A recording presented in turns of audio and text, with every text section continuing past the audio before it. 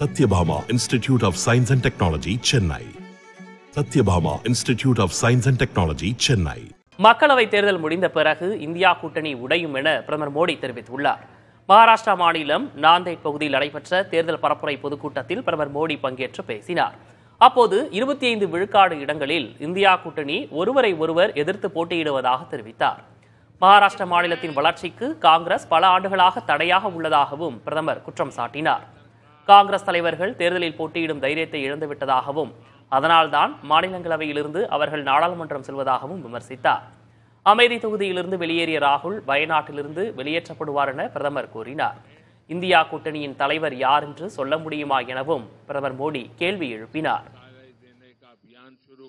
Satyabhama Institute of Science and Technology, Chennai.